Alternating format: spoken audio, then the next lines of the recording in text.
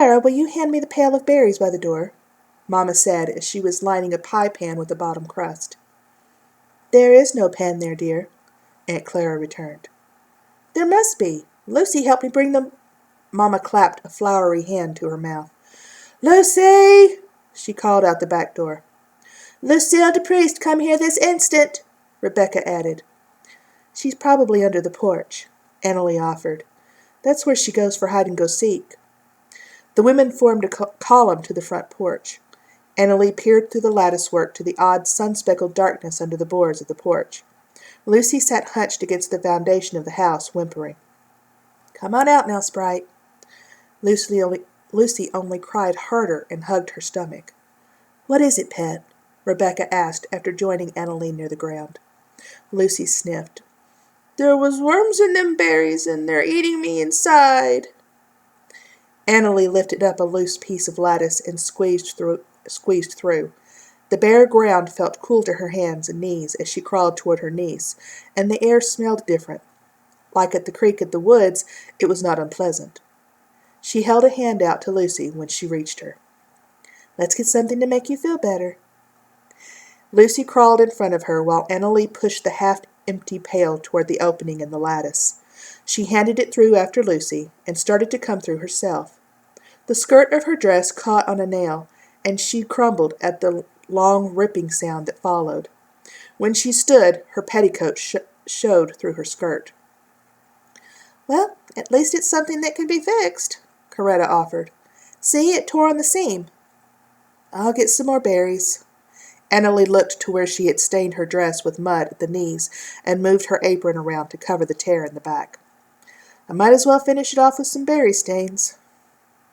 She laughed when she said it, but when she reached the bushes growing wild just on the opposite side of the creek, she nearly threw the berries into the pail. You know, Tom, this day started out so well, but now I'll be in an ill humor for the rest of it. It shouldn't matter anyway. This is one of my oldest dresses, and I've done worse damage. You've seen me. I'm being ridiculous. Of course she was being ridiculous.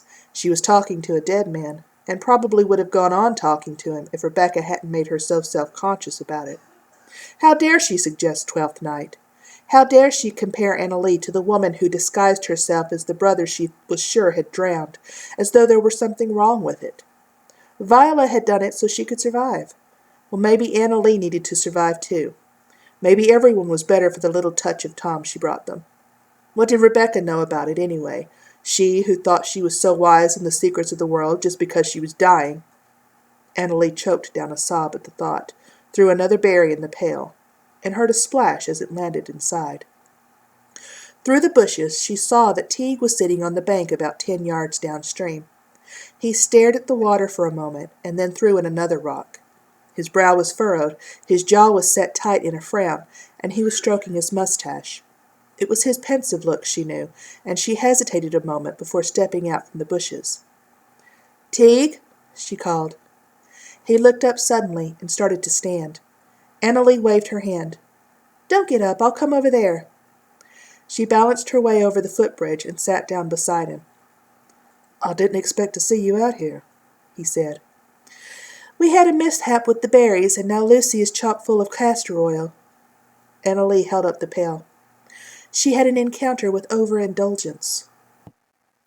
Teague smirked at the spattered front of her dress.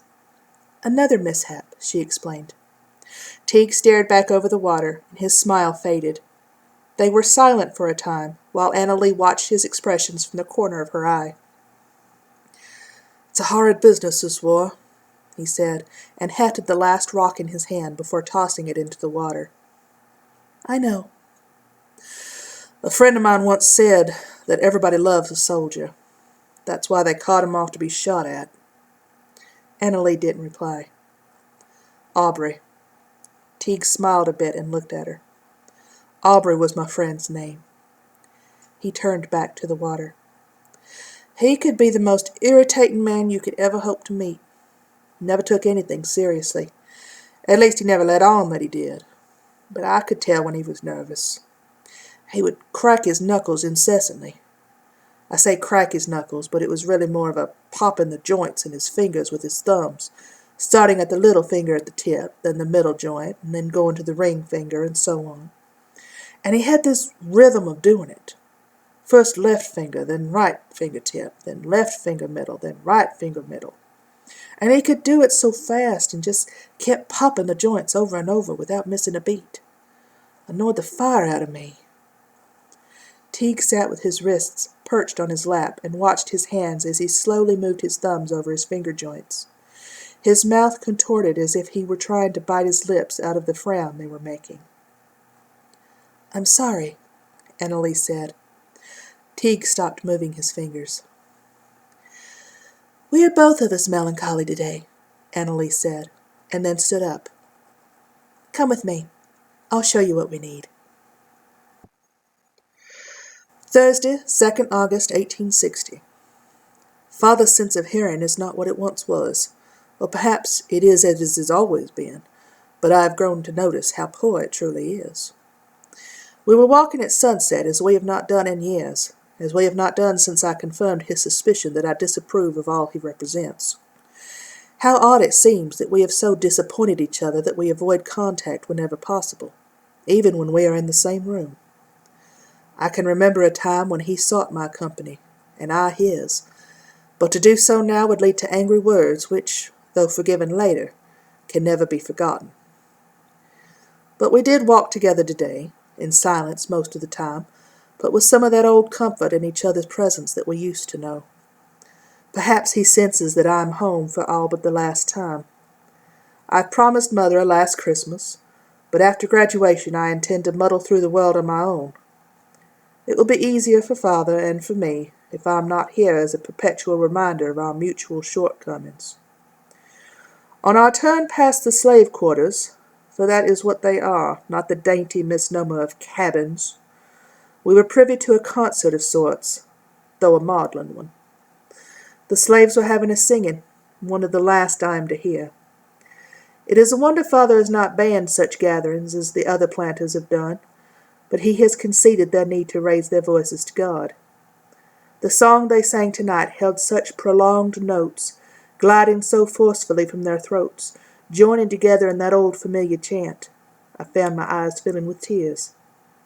Father saw it, and smiled his small, understanding smile that I have not seen directed toward me for so long.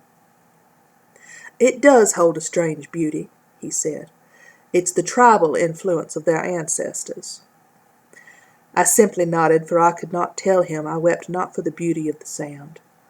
What was to him an interesting oddity of beauty was to me the collective mournful howl of every slave who has ever walked this land. They sang for the dead, who never took a free breath, for the unborn who will enter into a world of woe, and for the living, who must long for death so they may finally walk the streets of gold as free men. This is the fundamental difference between us. For all his understanding, Father cannot distinguish a hymn from a lament. "I'm sorry if this is difficult for you. I didn't think of it when I suggested it," Annalise said, as she led Teague slowly up the incline she had indicated as their destination. "I'm fine," he answered. He was panting and sweating in that suit of his. She wished he would at least loosen the collar. "Finally," she breathed as she plopped down in the grass at the crest. Teague went a little farther to lean against a huge solitary rock that stuck up out of the ground. "This is it," Annalise said. She watched Teague's face as he looked around him. The wind was swifter up here, where there were few trees to break it, so the waves in his dark hair were sticking up wildly from his head. Strands of her own curls flew from her hairnet and across her face. She pulled the strands behind her ears and looked to the field of tall grass where Teague was staring. She could see the blades bow over with each gust of wind, then stand again to be ready for the next gust. "It looks like the ocean," he said. "I come up here when I need to be by myself. I love the creek, certainly, but that isn't a good place to be when I need to stop thinking. Here it's different somehow. I can just look out on the grass or on the tops of those trees, feel the wind around me, and my mind slows down, becomes more manageable anyway."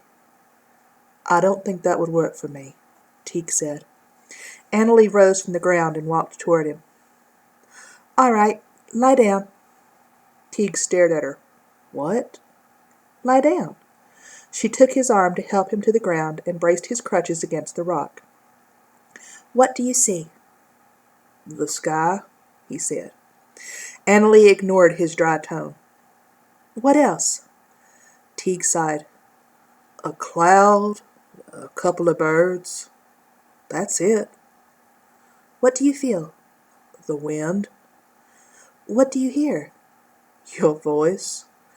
What do you smell, taste? The ground. I taste salt. Annalie lay down near him, but with enough space between them that the tall grass hid him from view. I see a beetle on that blade of grass. I see the green and blue shimmer of his wings. I feel the sun through my blouse. I hear a katydid rubbing its wings together, and a robin singing. I smell something sweet. That yellow jacket nest over there beneath the little maple. I taste blackberries because I just put one in my mouth. She sat up and looked over to where Teague was lying. He propped himself up on one elbow. Why did we do that? She shrugged. No reason, really. It was something to do. But for those few seconds, were you thinking about the war? He looked at his hands, and Annalie spoke again after a moment. Well, I need to get these back to Mama. I just want you to know that if you ever want to stop thinking, you can use my spot. She stood and shifted the pail of berries from one hand to the other. Do you need any help getting up? Teague hesitated. No, I'll stay here a while longer. Annalie smiled and started to walk away. Just don't stay out too long. I think it may rain later. I can feel it in the air. When she looked back, Teague was already hidden again in the grass.